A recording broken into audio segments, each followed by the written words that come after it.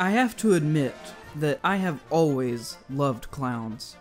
There's just something about them that has always appealed to me since I was really young, but I know I'm in the minority there. But what has always fascinated me is just how universally hated clowns are today, and how a good majority of people seem to find them either scary or at least uncomfortable. Halo guys, kembali lagi bersama gue Freddy di channel Henry dan Freddy. Di video kali ini gue akan membagikan sebuah cerita horor yang berjudul Badut Zuzebi. Ya belum tahu, Badut Zuzebi merupakan arwah dari seorang badut yang hidup pada zaman era Edwardian. Tidak perlu berlama-lama lagi, langsung saja kita mulai. So please, be quiet.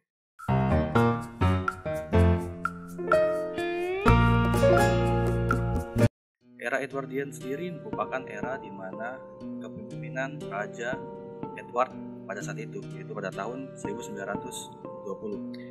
Gue akan membagikan sedikit profil tentang Badut Zuzebi. Badut Zuzebi bernama Frederick Zuzebi, yang pada saat itu tinggal di Czechoslovakia dan pindah ke Liverpool. Pada saat itu dia sedang mencari pekerjaan untuk menghidupi kebutuhannya, dan dia diterima di salah satu rumah sirkus, yaitu Flower Pavilion. Flower Pavilion merupakan rumah sirkus yang berdiri pada zaman Edwardian. Karirnya sangat cemerlang, di mana banyak sekali yang menyukai pertunjukan si Badut Zuzebi ini. Tetapi di sisi lain, Badut Zuzebi juga memiliki kecanduan terhadap narkoba dan alkohol. Dan pada tahun 1929, dengan alasan yang tidak ditemukan, dia mengakhiri hidupnya di rumahnya sendiri di Liverpool. Teror dari Badut Zuzebi dimulai pada saat tahun 2002. Pada saat itu, pada bulan Desember, ada dua orang anak laki-laki yang bernama Thomas dan Aaron. Pada saat itu, pukul 3, Thomas dan Aaron sedang tertidur lelap dan mencium bau yang sangat menyengat di kamarnya, hingga membuat Thomas terbangun. Dan pada saat itu Aaron, yaitu adiknya, masih tertidur lelap. Dan si Thomas ini mencari apa sih sumber bau ini, di mana sih sumbernya? Dan dia melihat ke bawah ranjang tempat tidurnya, melihat makhluk yang transparan memakai kemeja layaknya seorang badut dan menggunakan topi kerucut dan hidung yang runcing berwarna merah. Bukan hanya itu, dia juga mengeluarkan sebuah cahaya hijau di seluruh tubuhnya dan mengeluarkan bau yang sangat menyengat. Thomas sangat ketakutan melihat makhluk tersebut, dan makhluk tersebut juga mirip sekali dengan ciri-ciri Badut Zuzebi, yaitu dengan yang tadi gue bilang, dia mempunyai topi kerucut dan hidung yang runcing berwarna merah, mata yang hitam, dan warna make up dari mukanya yang sangat mencolok. Pada saat itu Aaron, yaitu adiknya Thomas, sedang tertidur lelap dan hanya Thomas yang terbangun. Dia melihat makhluk itu tertawa menggema seperti itu.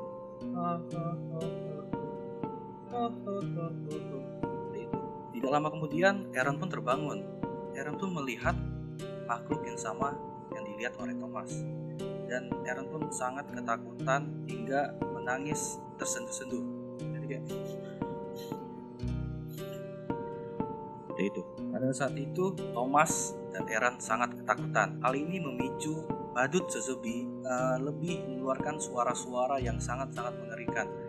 Thomas dan Aaron pun berteriak untuk meminta tolong kepada orang tuanya, tetapi suara tersebut tidak terdengar oleh orang tuanya, hingga membuat mereka kebingungan dan ketakutan. Pada saat itu Badut Zuzebi juga menutup pintu dari kamar Aaron dan Thomas. Singkat cerita, Aaron dan Thomas sangat ketakutan hingga mencoba untuk keluar dari kamar tersebut.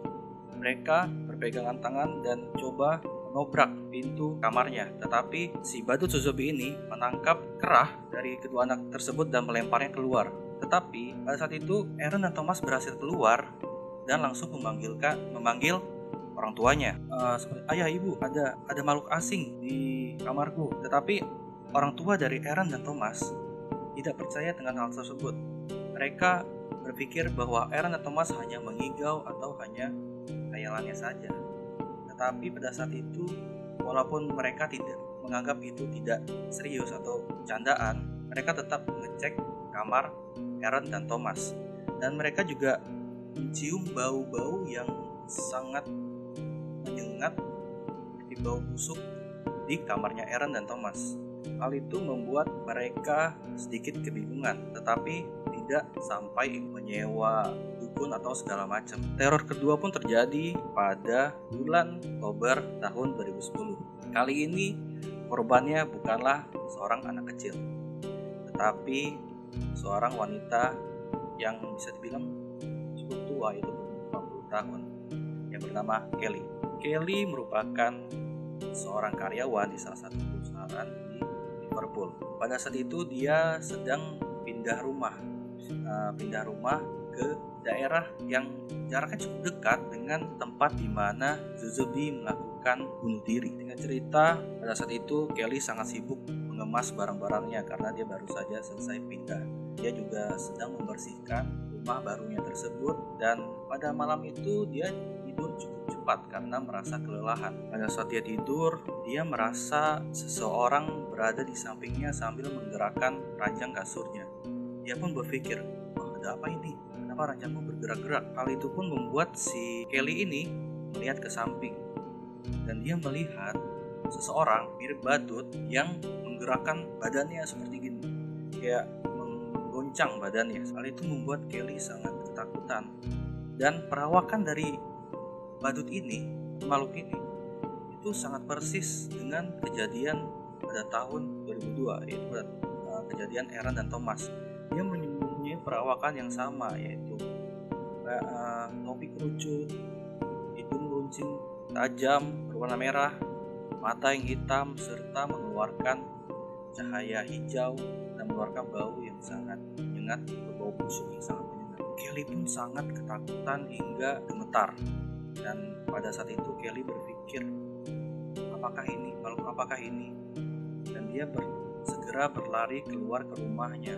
Nah, pada saat itu Kelly berhasil keluar, tetapi badut Zuzubi ini masih berada di rumahnya. Pada saat itu dia melihat dari luar rumahnya, badut Zuzubi ini terbang layaknya seorang hantu yang melayang entah kemana. Dia melayang melewati kamar dari Kelly hingga keluar rumahnya. Kelly pun sangat ketakutan hingga memanggil tetangga-tetangganya yang pada saat itu terbangun karena ada kericuhan yang sangat lumayan besar pada saat kejadian tersebut. Singkat cerita, Kelly pun awalnya tidak mengetahui tentang kejadian dari atau peristiwa dari Zuzubi tersebut. Lalu diceritainlah badut Zuzubi tersebut oleh tetangga-tetangganya. Pada malam itu pun Kelly tidur bersebelahan dengan Alkitab yang pada saat itu sedang dia baca.